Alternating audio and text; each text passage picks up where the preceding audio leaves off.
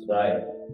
Now, before I begin, I'd like to acknowledge the Wurundjeri people of the Quinlan Nation and the traditional owners on the land in which we meet today, and I pay my respect to their elders past and present. And in providing that acknowledgement, I'd encourage you to look at the Chartered Accountants Australia New Zealand website when you get a chance to look at our recent Reconciliation Action Plan and also our support of the voice of the Uluru Statement. And we will walk hand in hand with First Nations people in support of having a First Nations voice to Parliament recognised in the Australian Constitution. So I just mentioned that to you as I deliver that acknowledgement to the country. I'd like to firstly recognise Dr. Mitra as President of the Institute of Chartered Accountants of India. Warmly welcome you to Melbourne. It's fantastic to have you here when the weather is better. The Australian hope is on, as we said before. And it's great to see Melbourne getting back to business, if that makes sense. And it's wonderful to have you here. And we warmly welcome you, and I understand you're meeting some of my colleagues in Sydney next week as well. Melbourne is such a vibrant city, and I'm really grateful for being here today, and I will say a little bit more about that later. I'd also like to acknowledge Girish Pavia. Thank you, congratulations, and thank you for your address. Harsha Singh, Chairman of the chapter. Harsha, thank you for the relationship we've had today. I'd also like to thank the other organisers of this conference, also the committee of the Melbourne chapter and the advisory committee of the Melbourne chapter. I'd like to acknowledge my peer, Richard Perry of CPA Australia. Richard, I'm really grateful for those slides you shared because it does show how closely aligned both our professional bodies are. I'd also like to acknowledge the other distinguished speakers and guests that are here today, and each of you, because you have welcomed me into your family, and I'll have a little bit more to say about welcoming you into the Chartered Accountants Australia New Zealand family as well. I'd like to acknowledge my colleague, Bhavin Unicat. He's the Senior Account Manager for Corporates at Chartered Accountants Australia New Zealand, and I hope we can all network later on, meet and discuss initiatives. And finally, I'd like to thank Andrew Mohan, who I understand is a previous president of the Melbourne chapter, also a CANZ member. And Andrew, I'm really grateful for the introduction you made to me, the meeting the Melbourne chapter, understanding more about its work. And I think it goes to the heart of one of the questions that was asked earlier about how can CANZ, CPA Australia and ICAI work closely together? And it's introductions like that, it's sharing of initiatives, it's the common networking opportunities that I think we can, as we understand more about the opportunities that exist, that we can do so. I'd also like to acknowledge that greatly valued partnership with the Institute of Chartered Accountants of India, particularly the recognition through the reciprocal agreement that was mentioned before, to provide that global mobility across both bodies. And I'll have a little bit more to say about that. Probably best if I speak to it now, which is known as the International Pathways Program, because I think it comes to the heart of some of the questions that were asked a little bit earlier. We really want to welcome ICAI members into the CANZ family. So that's a bit of a choose your own adventure. Should you like to go down that pathway, the doors are open. You're very warmly welcome. I say to Barbara, and I use the term family a lot. I think it's true. We are part of the same family.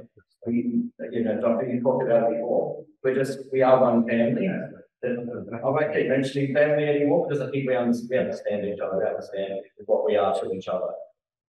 The International Pathways Program that I'm referring to is designed to cater to CA professionals with a broad range of experience, education and cultural background to provide them an opportunity to demonstrate knowledge, professional skills expected of any CANZ member that came through the CA program in this country for a while. It focuses on the Australian and New Zealand business environments. It encourages people to problem solve, evaluate, look at case studies, look at some technical and, as Richard said before, some professional development pieces, professional skills and soft skills that keep getting touched on, and how they would add value to a client or to their employer as a business partner. It's come to the heart of some of the items that were discussed before. The program involves online activities, and so a participant would have access to an online resource library for up to 4 weeks before they come to what is a weekend workshop for participation, so 2 days on the weekend. Allows people to go through some case studies together, do some presentations, and then yes, there is a written exam. But I think Richard and I both noted the comment that was made before about exams, but that is the current nature. And then participants, they have access to those pre-resources beforehand. I won't go into the detail of the pathway any more other than say to be eligible to enter the pathway, you need to be an ICAI member in good standing. You need to be admitted through that home body CA qualifying program. You need to have a minimum of 5 years CA membership, currently living in Australia or New Zealand, so I think that's a given.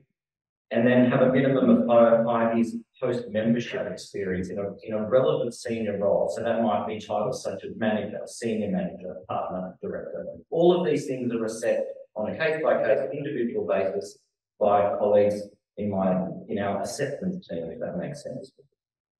So if you would like more information about what's known as the International Pathways Program, you can of course have a look on the ANZ website, or I can provide you further information this afternoon as well. So I just think the reason why I'm covering that specifically is because it was raised before. It's all about us working together as in the family, and that's an opportunity for someone to enter CANZ membership. I think coming to the last slide that Richard showed, I might just mention a couple of things that are specific to the CANZ strategic plan. As you know, Richard showed the CPA Australia strategic plan. They are very closely aligned, but I'll just mention some core elements from the CANZ plan. Our purpose is we support our members to make a difference in the communities in which they live and work. We are committed to advancing the profession through high ethical standards, delivering world-class member services and education, and advocating for the public good. So you can see how closely aligned those elements are to the CPA Australia slide that Richard showed. Our key pillars as a result of what I've just mentioned: world-class member experience, brand and influence, sustainable profession and professional body, digital transformation and delivery, and a culture of difference makers. So this is the piece that Richard was showing before about the tree of the membership. There's the difference makers that each of you are, and then the staff of CANZ and the volunteer members are difference makers themselves. We want to have absolute alignment there. We need all of our people to be on the same page. And then, as Dr. Mitra said before, institutes have various roles. The CANZ, our charter includes 1 of being a membership body, 2 of being an advocate, 3 of being a regulator, and 4 of being a tertiary provider. So again, great alignment there. And then our values, some of these words are of course going to be consistent: collaborate, integrity, diversity, accountability, and grow. And these are all things that we need to be a sustainable profession and a sustainable professional body. So I just mentioned some of those things because they relate to both Dr. Mitra's update and also Richard's. I think some of the questions before that were asked was about member value. And member value, it again is a choose your own adventure. Richard talked about being a member of a body that maybe he wasn't leveraging the membership. I would say the same about myself in the early parts of my career. Working in this role has absolutely led me down a pathway of uncovering what the member value offering is. And I know I need to participate in it to get the most value. In regards to CPD offering, CANZ is continually building a library of complementary CPD, which is available to members on our website. I am very aware that members say, Andrew, I'm investing in my membership, but what do I get back for it? Where do I get relevant CPD from? How much am I paying for that CPD? I would say to you, if you log into the CANZ website as a member, every week a new CPD session, at least 1, is provided complimentary to members. So that's just so that you can understand, we don't take CPD for granted. We do not expect members to be paying constantly for CPD. There is both technical and great soft skills development there, and we provide a complimentary to members. The CA library, which is both a physical and a virtual library, is available to CANZ members. In regards to the virtual aspects, there's ebooks, there's audio books. There is a great range of resources available to members, and it's as simple as logging into the CANZ website with a username and password. There is also technical research and technical assistance and research functions that our CA library staff can provide to members as well. So the list goes on. I think the last thing to mention, career support came up before. CANZ has looked at the jobs board or the job registry piece, as Richard has said before. CANZ,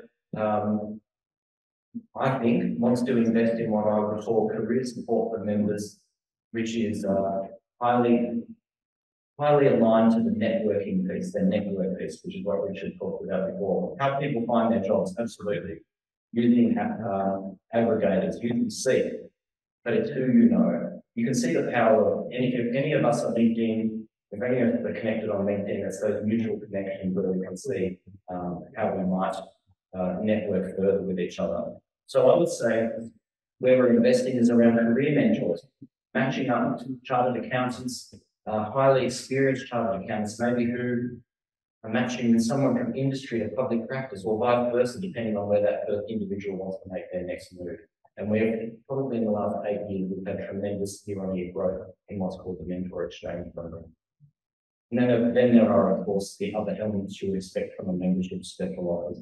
I'd also like to acknowledge Dr. Mitra. We greatly value the opportunity to partner with the Institute of Chartered Accountants in India on World Congress of Accountants. Congratulations to you for what I understand from my colleagues who were there on such a tremendous event. You talked about the numbers of both in-person and virtual attendance. Quite an incredible achievement, especially given that tight time frame. And I know that my colleagues and also CPA Australia colleagues for the Congress that was in Sydney had a much longer time, as you said, to work toward. So I think it's an unbelievable credit to you all for the teamwork as you talked about. So thank you to your executive teams and councillors for that opportunity. So finally, I'd just like to thank the Melbourne chapter for hosting this event today. I know a lot of work goes into putting this together on the calibre of presenters, the relevance of topics on all fast and evolving areas, where chartered accountants absolutely need to be a voice to drive change. We also work closely with the Sydney chapter and other IT AI chapters in delivering relevant training and conferences. I look forward to working closely with you, staying in touch with you as members of both this chapter and as members of the Chartered Accountants and Finance Professionals family. So thank you very much for this opportunity.